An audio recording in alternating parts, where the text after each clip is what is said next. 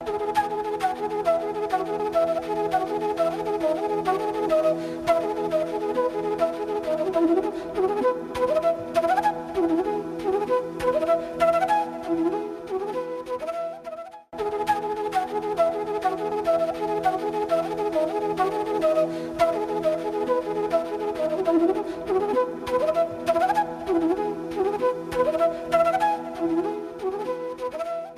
afternoon. Welcome to Edustate lecture. As you know, we have arranged this week history, and we had a discussion on ancient India yesterday. So today we are going to start with medieval India. And for discussion on this topic, we have in our studio Dr. Vipul Singh, who is an associate professor at Motilal Nehru College, University of Delhi. He has always been known as dedicated and committed teacher in addition to his relentlessly pursued research. He had visited many countries around the world, and also Dr. Singh is also an active environmental advocate who stresses on a more pragmatic approach to solving problems currently being faced by the society. He also published his recent book, The Human Footprint on Environment, and so I will hand over the studio to Dr. Vipul Singh so that he can proceed this lecture on medieval India. Thank you so much. Welcome you, sir. Thank you. Good afternoon, friends, students. Today I'm going to tell you something about medieval India. I'll give you certain good stories, certain good facts, what happened in medieval India, why do we actually call a certain period as medieval, and then we will emphasize on the economic development that took shape during those periods. I have always been advocating that the contemporary is very much connected to the past. So whatever developments that took shape during the medieval period are somehow indicators for the future. And that's why the students of history should always learn and try to study medieval India in those framework, and if we are able to connect those developments with the contemporary scenario, the history will become more interesting for us. It's a general perception in the society that history is all about kings. It is a story of the kings, it's about the rulership of the kings. And that's why over a period of time, history has become a little boring for the students. But if we try to understand those developments, taking into consideration the modern developments that are taking shape, then history automatically becomes very relevant. So that's why today I have decided to tell you something about the economic developments of the medieval period. Let me first give you a background of this medieval India. My lecture on medieval India are going to be divided into two parts. Today we will be emphasizing on the early medieval period of Indian history, and during my next lecture it will be more on the late medieval period. But what is this early medieval about it? Why do we call a certain period as early medieval period of Indian history?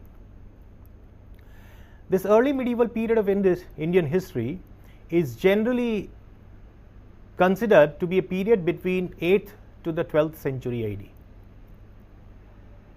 about which we are going to talk today.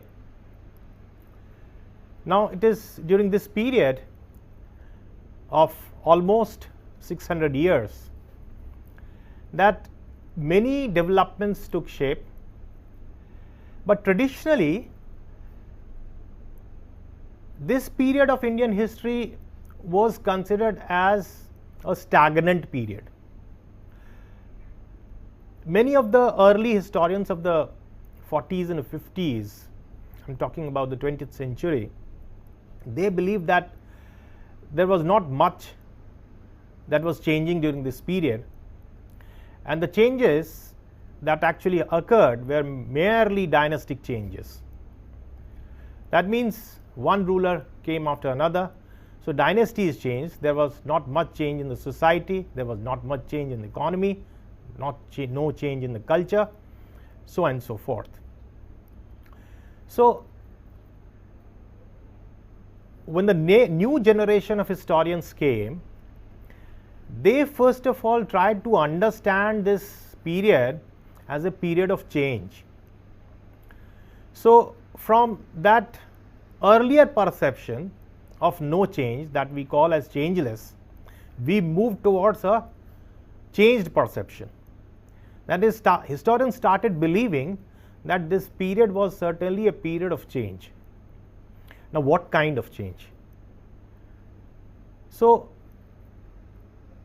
initially, it was first of all the Marxist scholars who emphasized on changes in the economy, in the society, and then many new works came on the basis of the inscriptional records and various other records, archaeological findings. But even before that, certain Indian historians did talk about the change in the political socio-economic scenario.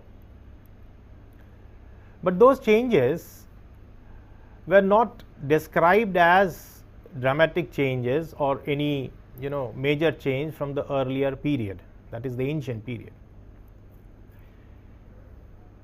So obviously the debate had to come to a topic that why should we consider this period from 8th to the 12th century as a separate period, and then if it is at all a separate period, then why should we call as an early medieval period? So that's a big issue. Historians worked on different fields, different regions. They digged various records. Inscriptional records were found, and then scholars like Professor D.D. Koshambi, Professor R.S. Sharma, they explained that in fact the period starting from 8th century onwards was a period of major changes, and that's why we should consider it as a period different from the ancient period. So then this whole notion of early medieval came. Now, Professor Sharma found many records of land grants being given, and then he explained that during this period a number of grants began to be given to the Brahmins and even to the non-Brahmins officials for the purpose of collecting revenue.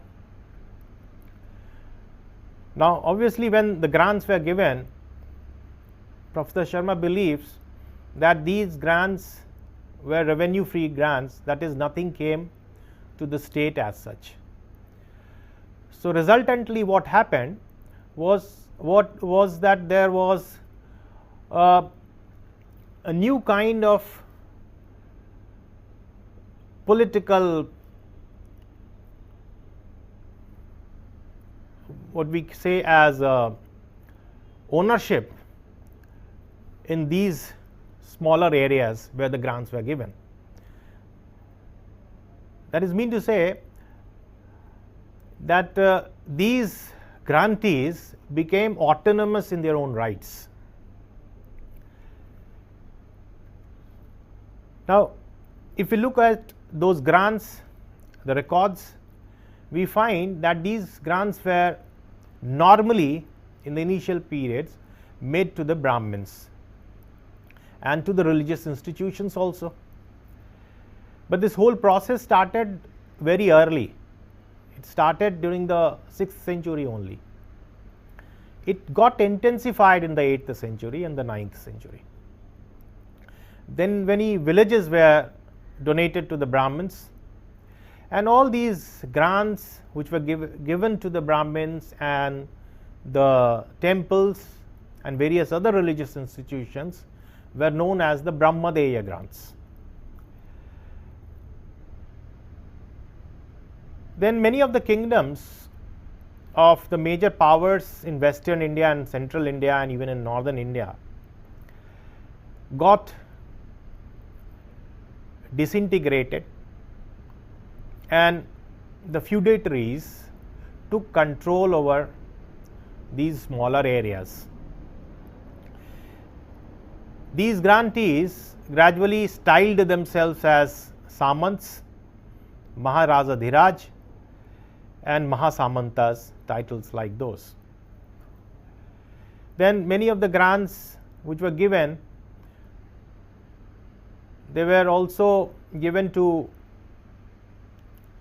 grantees who were later known as Thakurs, Ranaks, Bhoktas, and these were all revenue free grants.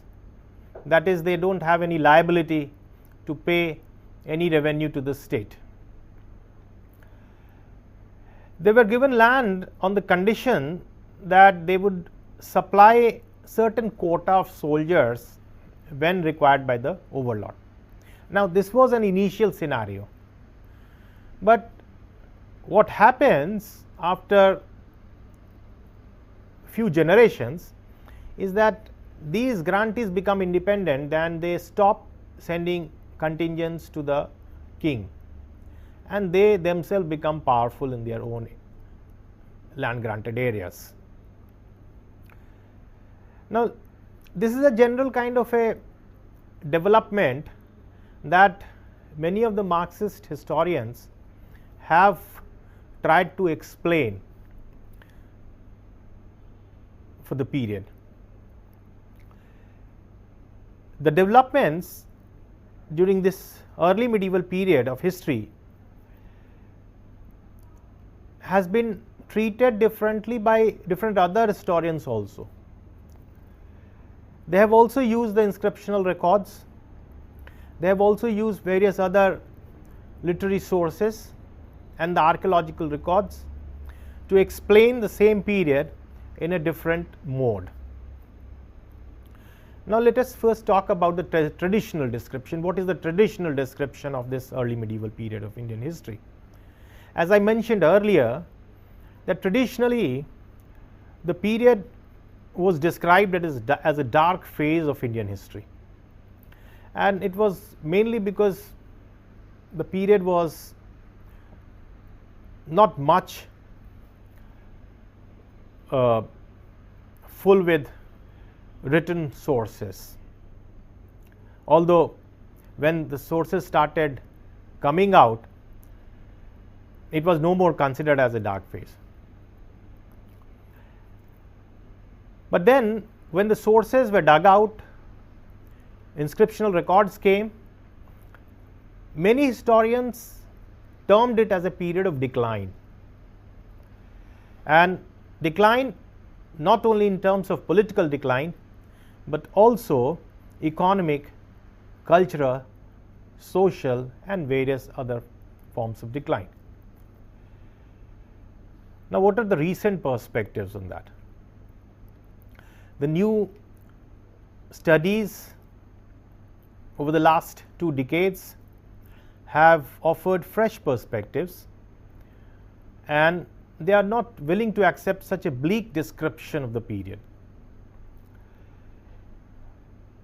The new generation of historians believe that instead of political disintegration or economic decline, it was a period of economic expansion and political integration rather than disintegration.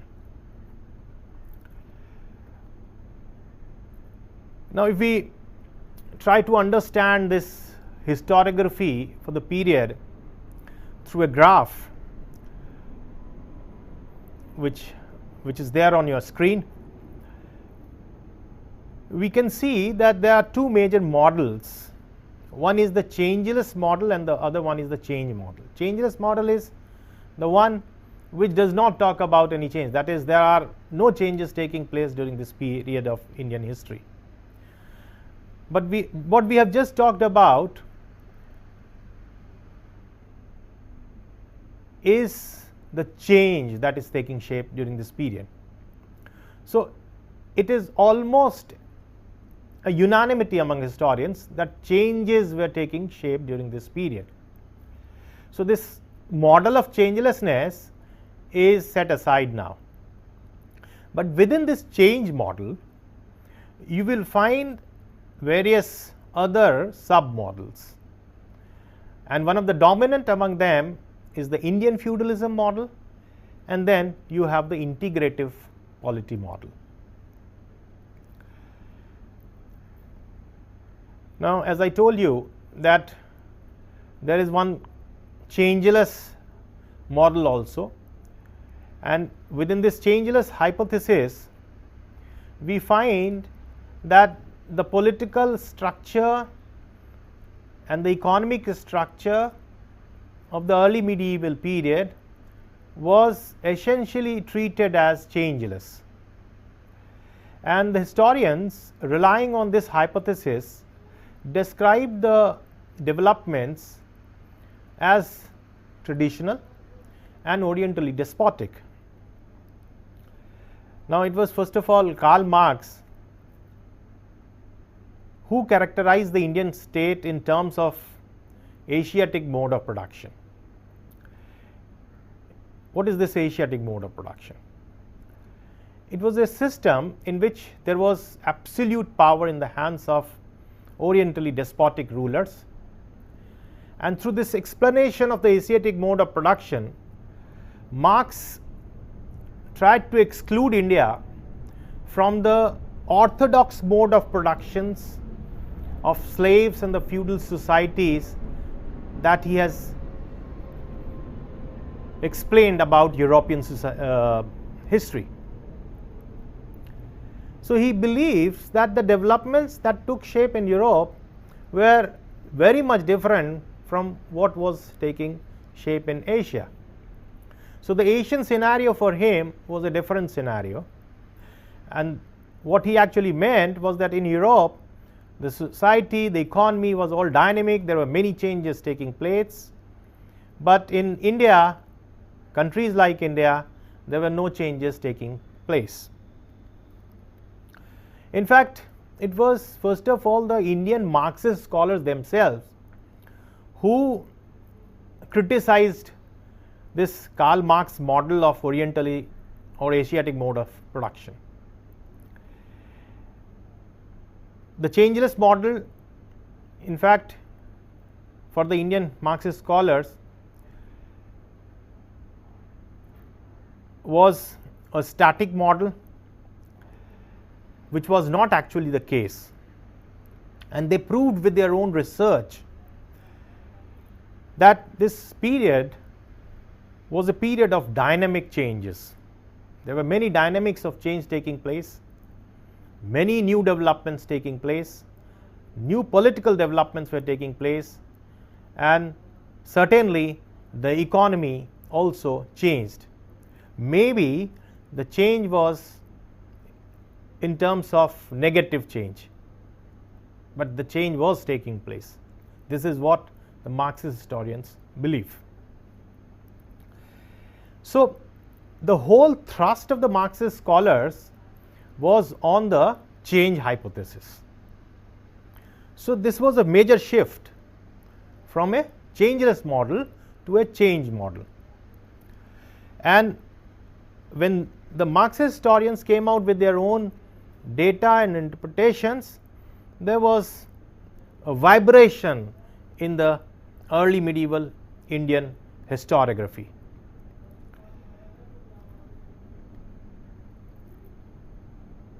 The major proponents of this Indian feudalism model have been D.D. Koshambi, R.S. Sharma, D.N. Jha, B.N.S. Yadav, and many others, Professor K.M. Shrimali. And for them, the change has been seen mainly due to feudal social formation. They believe that there was an absence of the paramount power, and there were emergence of many regional powers as an expression of change, and these regional powers emerged at the cost of the major kingdoms. Look at this photograph here on the screen. It was first of all D.D. Koshambi who tried to provide a conceptual definition of this Indian feudalism, and he talked about the two types of feudalism.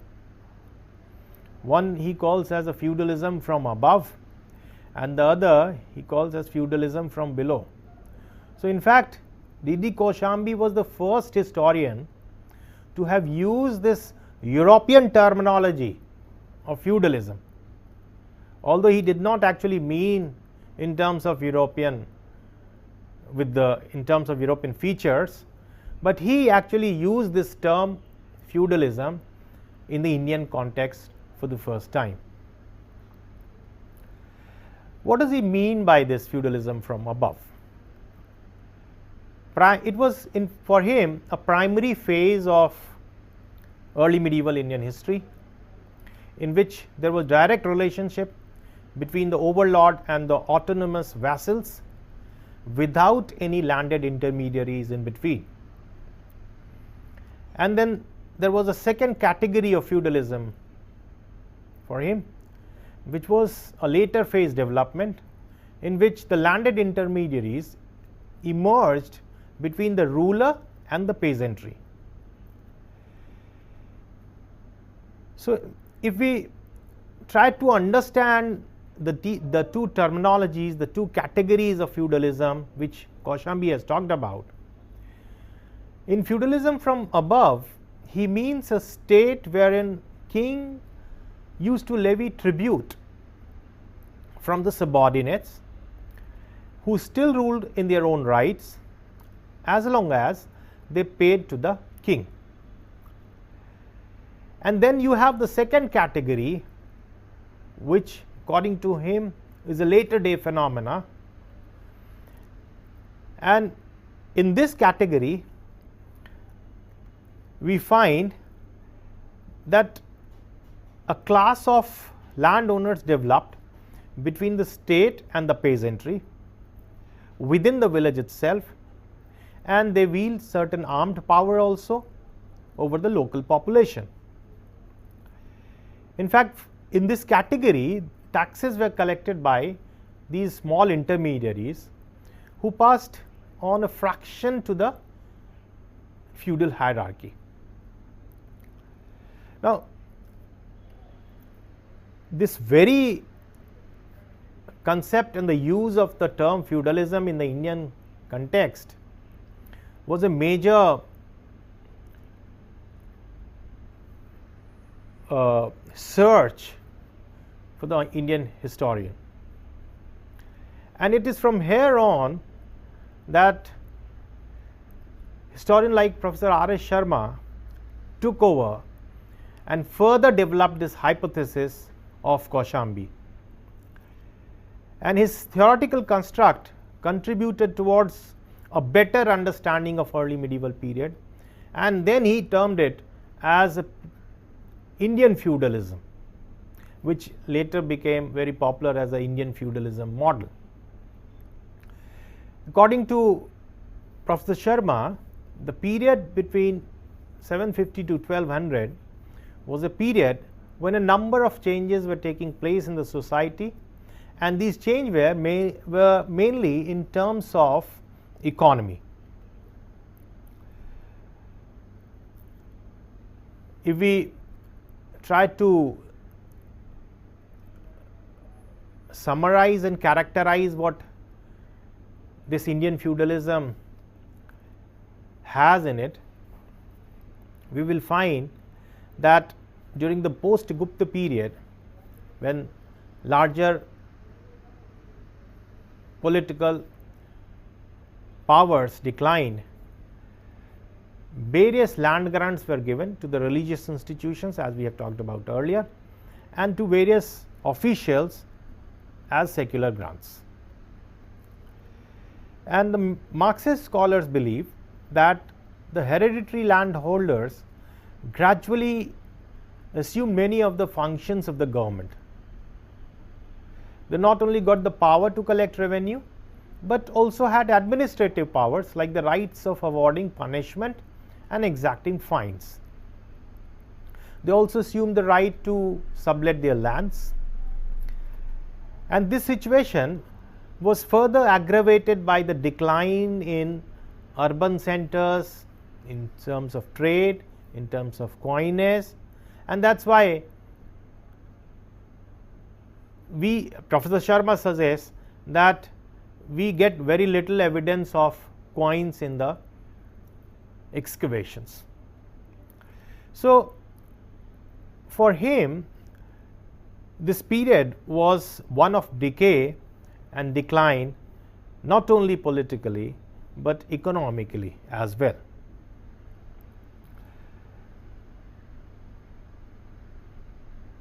Professor Sharma has described this period in political terms also, and he has already, we have discussed this, that he says that we find a continuous process of fragmentation and decentralization of power during this period, and one of the major contributors to this decentralization of power was the land grants and the land holdings that were being given to the feudatories. So, what happens with these land grants over a period of time was that they became the hereditary owners of those land, and they control these territories. They become autonomous in their own areas and emerge as independent potentates.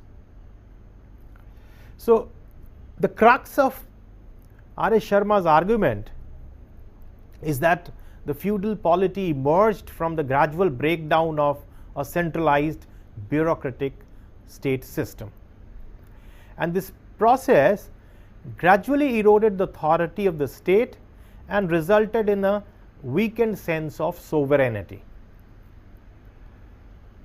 So, if we try to highlight those characteristics of the state as per Professor Sharma, we find that there is a vertical gradation, there is a division of sovereignty, and there are emergence of separate category of semi-independent rulers referred to as Samans and the Mahasamans. And as I have already explained to you, who are these Samantas? They are basically feudal lords, and in fact within this broader category of feudal lords there emerged certain smaller feudal lords also. There was a hierarchy of landed aristocrats and tenants, sharecroppers and cultivators. So, that is why we talk about the vertical gradation of those land grants. Then Marxist scholars also talk about a terminology called Vishti. Now, this Vishti has been referred to as forced labor by Professor Sharma, and he believes that earlier this forced labor was a prerogative of the king only and the state.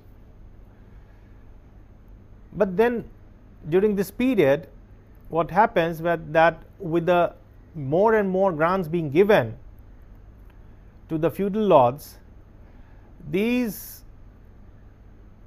prerogatives were transferred to the village officials, petty landholders also, and they also started using this forced labor in their own land because they cannot cultivate their land on their own.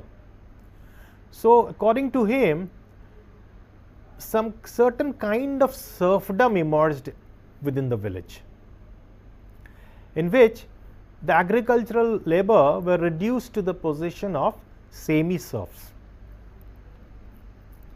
But then later historians like Urbanization, who is also considered to be a Marxist scholar himself, he believed that such a situation of begar or a vishti, that is the forced labor, was an exceptional phenomenon. It was not a very common phenomena.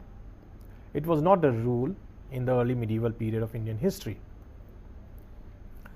Then Professor Sharma talks about the conditions of the peasants.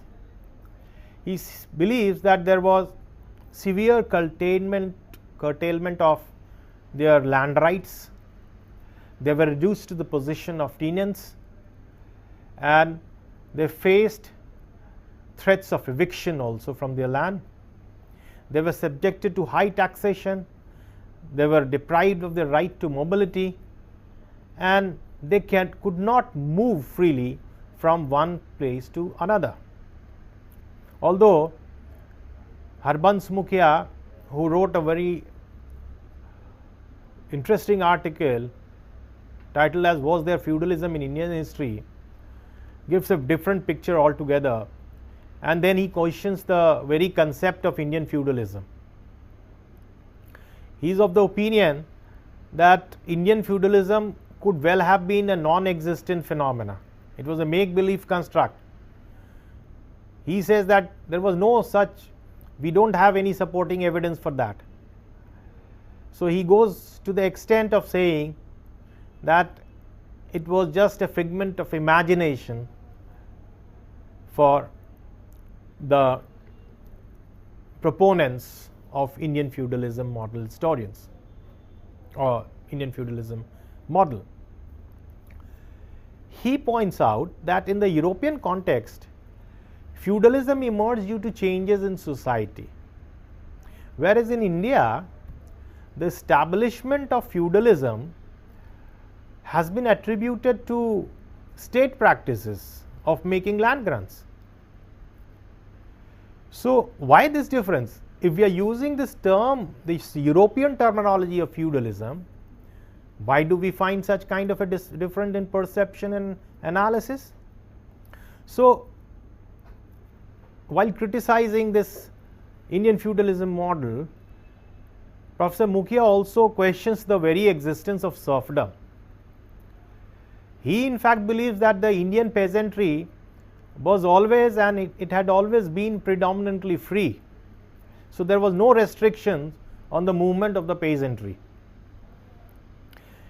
In fact, he gives a very interesting comparison of the scenario between India and Europe. He says that feudalism as such was never a universal phenomenon, and that is, the proponents of the European feudalism have also explained that it was not a universal phenomenon. But even if we try to compare European scenario with the Indian scenario, he says that Indian ecology is totally different from the European ecology. So, there cannot be any comparison of the situations. He says that in India, we find almost 10 months of sunshine, and that's a fact.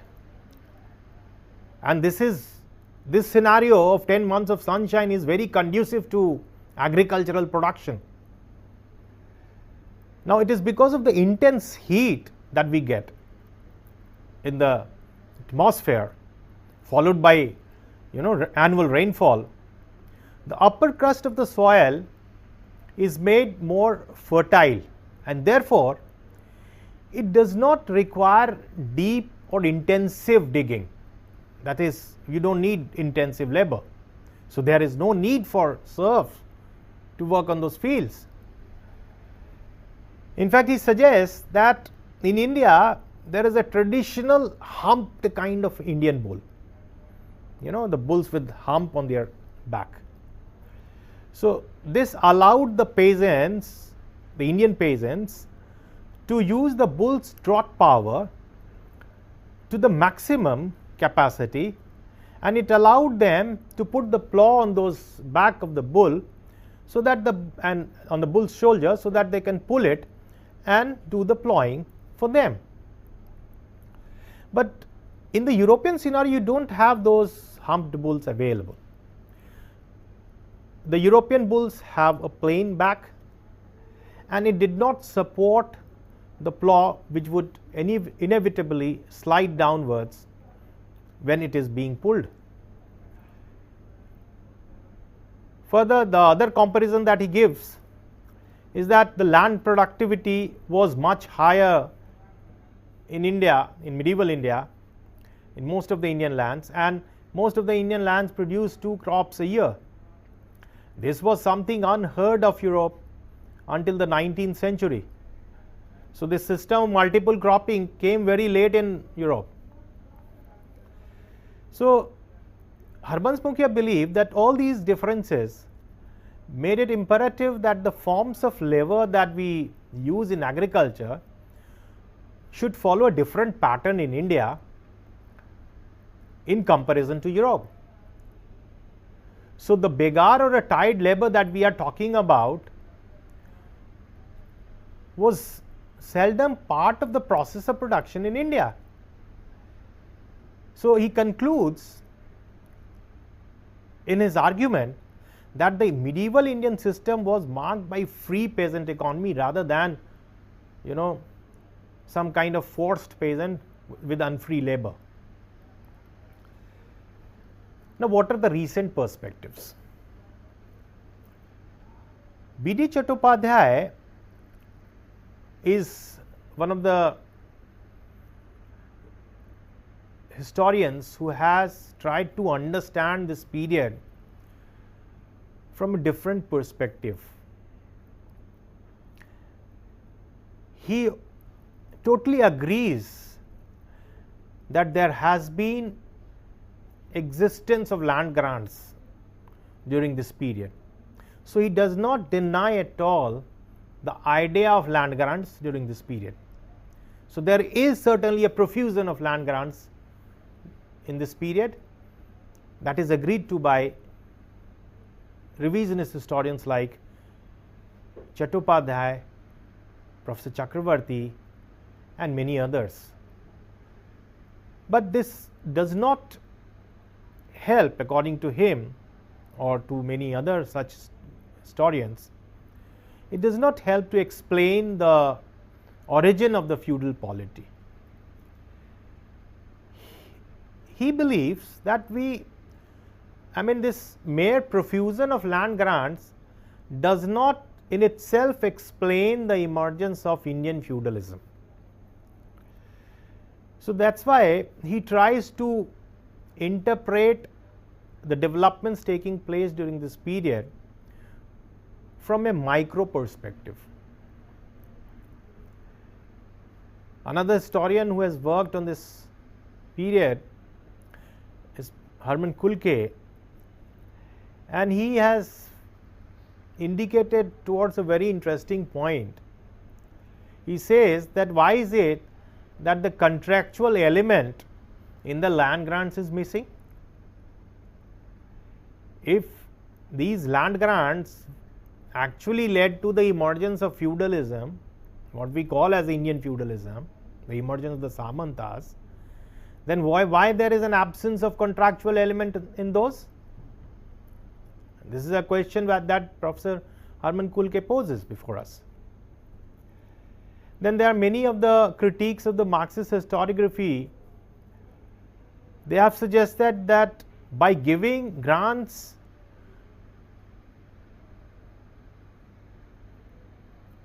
to these landowners, to these Brahmins, to the officials, kings were in fact enhancing its following.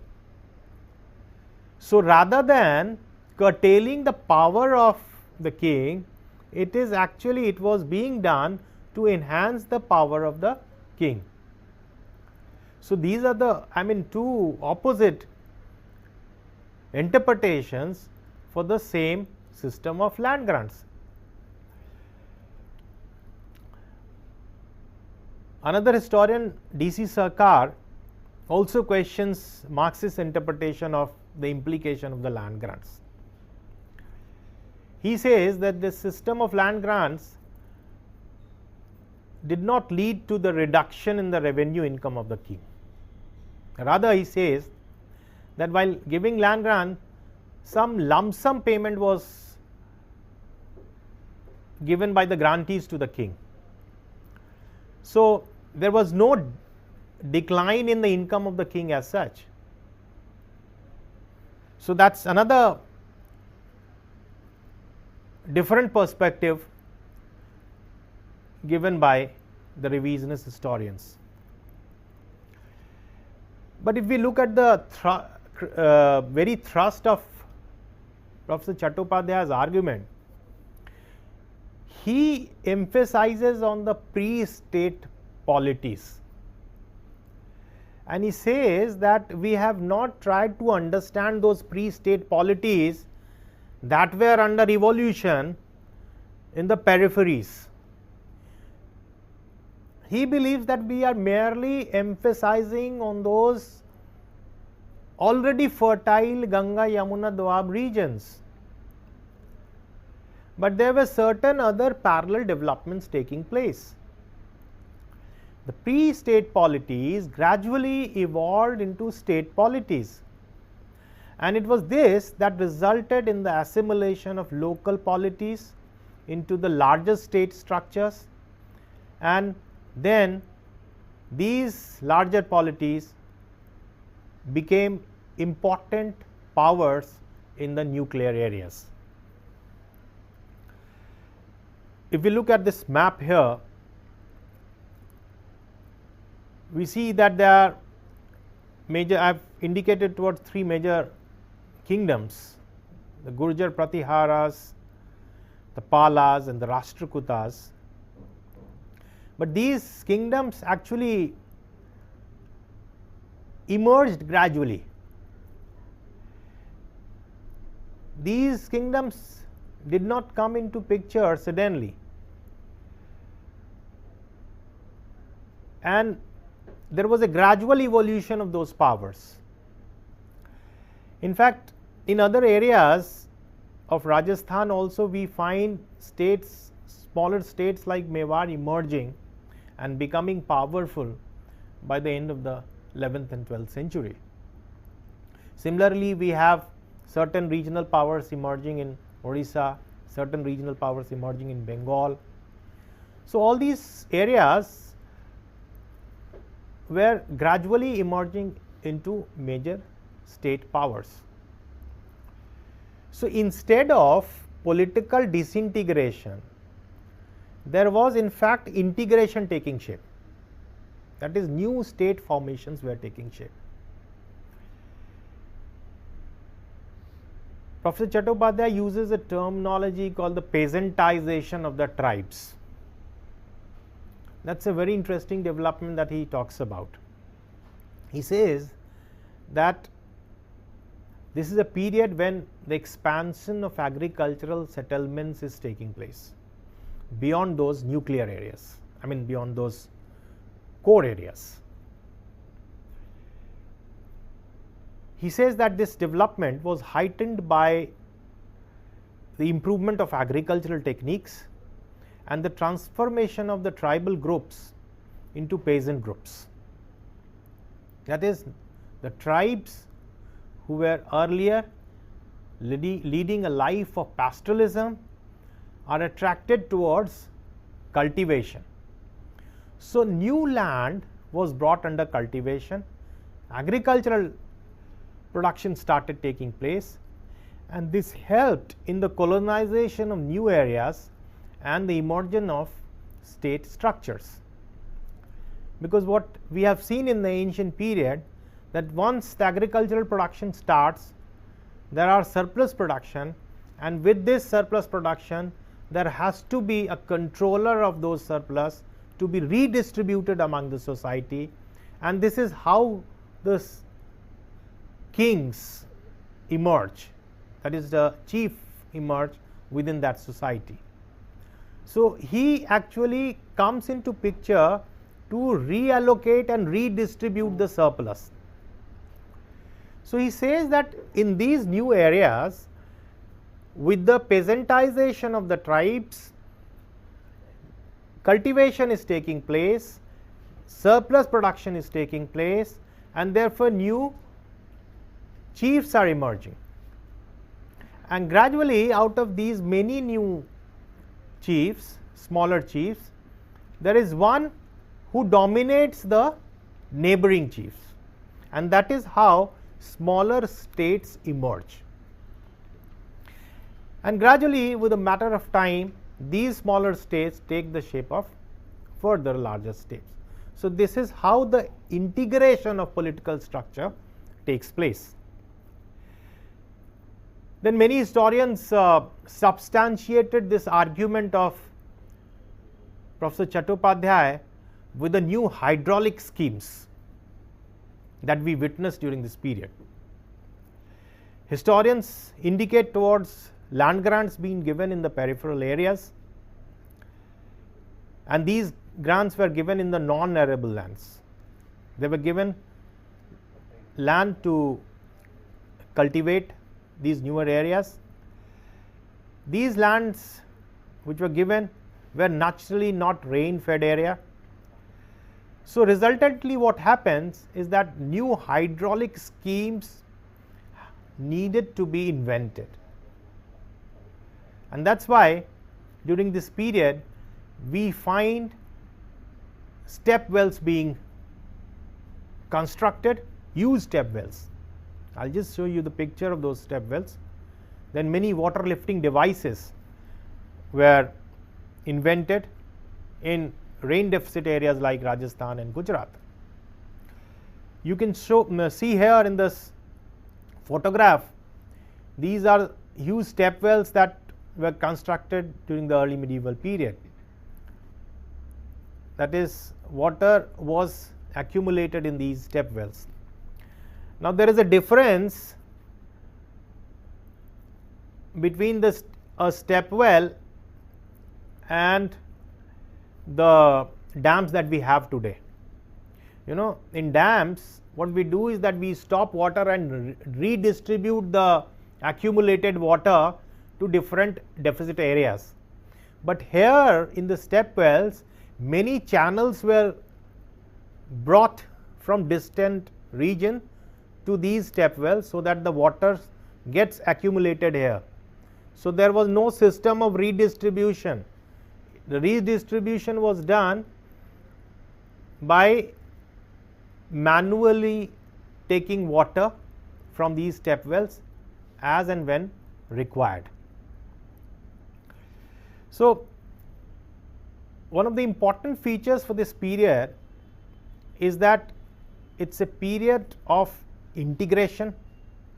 There are emergence of political powers through expansion in the new regions, and that is why we term this period as an integrative polity period, that is, the political structure is being integrated. Professor Chattopadhyay linked this process of formation of state polities with economic and social processes also. We can see here in this graph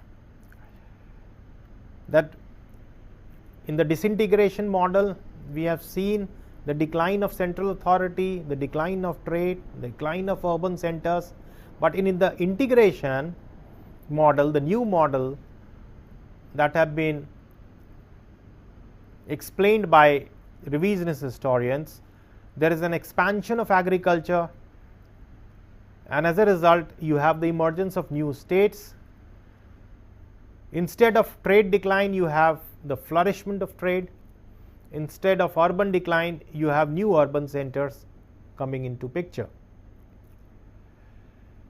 There were growth of many new urban centers, new trade centers grew during this period.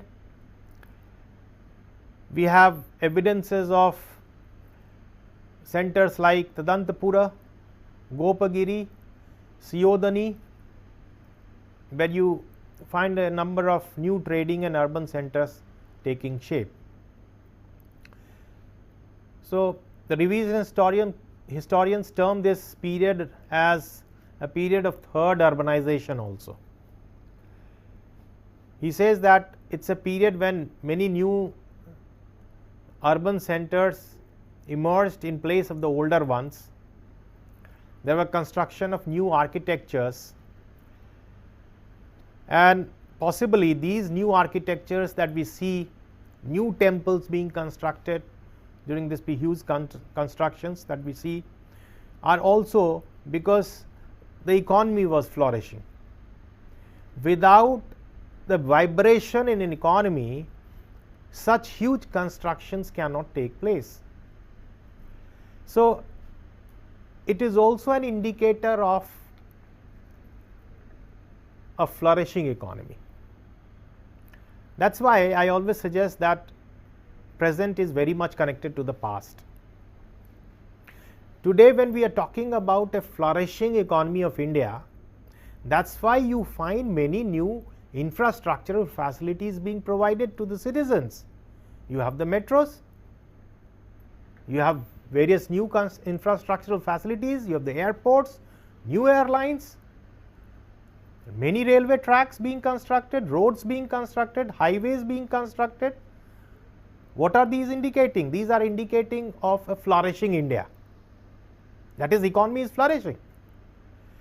So, when we talk about such developments in a contemporary scenario, we also need to take these, see these developments similarly in the early medieval scenario.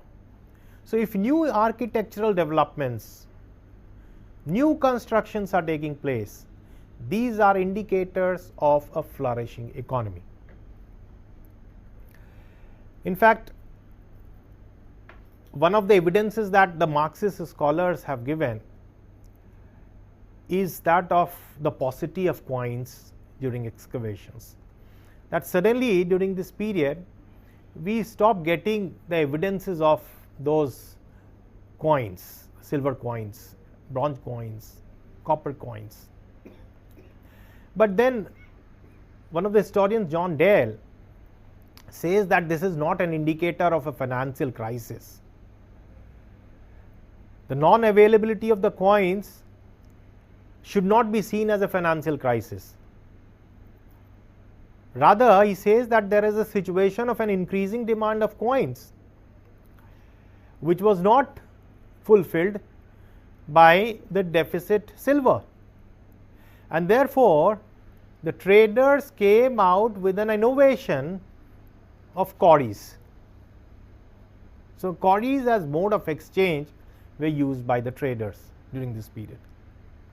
We also get evidences of hundika as a bill of exchange during this period. This period is also explained by historians and seen by historians as a period of good trading relation internationally. Trade relation with Southeast Asia and China also started during this period. Inscriptions often mention about the tall houses called the Shulka Mandapikas, and all these indicates the prosperous commerce of the period. So, to conclude our discussion, we may suggest that the economy of the early medieval period should not be seen as static or as a period of decline. The very stereotypical construct of Indian feudalism has been subjected to a radical reappraisal in recent years. The integrative polity model has gained much popularity through its recent researches and new evidences, because it tries to accommodate long-term dynamics of change in Indian history. It, with the help of its new sources, has indicated towards a prosperous period in terms of economy, and we should not describe this whole period of early medieval Indian history or try to characterize this whole period as a universal phenomena. There could be possibility of certain economic decline in certain pockets of a region, but there were many regions which were seeing vibration in their economy, which were flourishing. So all these new areas, all these micro areas should be studied separately, and if we study them separately, we can always suggest that the economy of the period was that of flourishment and not of decline. Thank you so much. Thank you so much for giving such a beautiful lecture on medieval period. I just want to ask, as you have discussed development for the present scenario from the medieval period to now, but how you discuss feudalism is more relevant to the students in the present scenario? See, feudalism in the present scenario as such is not relevant directly, because who are feudal lords? I mean, normally the term that is used for feudal are the Samans. You've seen in the movies, the Rajput rulers being shown as feudal lords. I mean, in villages you find all those feudal lords. I mean, that's a general perception of a feudal lord. So obviously in a present democratic setup, you don't have a feudal lord today, Obviously. because every citizen is an equal citizen. But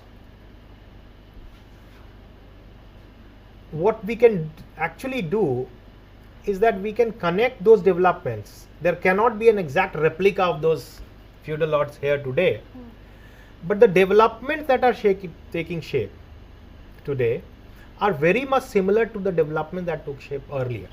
That is what we are talking about. That is, even if there are no feudal lords, but there is a flourishment of economy here today. We are talking about a prosperous India today. India is a dominant economic power today.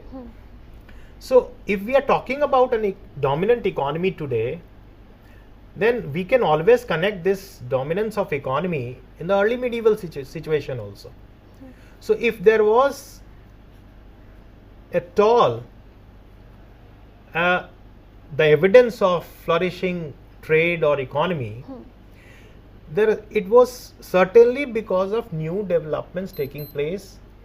I mean, not only in terms of Samans, but also certain other parallel developments. Obviously, this economic prosperity of today is because of the steps taken by the policies taken by the government. So the steps and policies taken by the state during those early medieval days must have led to the economic prosperity. Yes, of course. So this is how we can connect the medieval scenario with the present. Okay. In the end, we have a very short time left. So in a very brief structure, you can just let me know why you include 8th century to 12th century in a medieval period. Yes. The general perception in Indian historiography is that medieval period starts from 1000 AD with the coming of the Turks or the establishment of the Delhi Sultanate. This is how normally the medieval period of Indian history is considered. Okay. But over a recent few decades, historians have tried to understand this period from a different perspective. Now when we use the term medieval, it is actually a comparison with the earlier one, which we call as ancient. Ancient, yeah. So historians believe that if there are major changes taking place after a certain period of time, it has to be treated differently. Yeah. So what we historians see is that before the 7th century, there was a different scenario, different socio-economic political structure. Okay. As suddenly after the 7th century, there is a sudden change taking place. So that's why this needs to be treated as a different period. Okay. But that's why many periods call it as early medieval. In fact, early medieval of early India. Recently I was reading a book, and one of the historians suggested that we should call this period as early medieval period of early India. Yeah. So that's an interesting point. So in fact, when we are including this period in in the medieval period, Yeah. it is mainly in terms of change. Yeah, we have a very short time left and we will continue this lecture tomorrow. Yeah. So thank you so much for coming here in an EduSet lecture, and thank you all for watching this lecture. And on your behalf, I thank Dr. Vipul Singh for coming and giving such a precious time to us, Thank and giving such important aspects and facts about medieval India. So thank you so much for watching this lecture. Thank you, sir.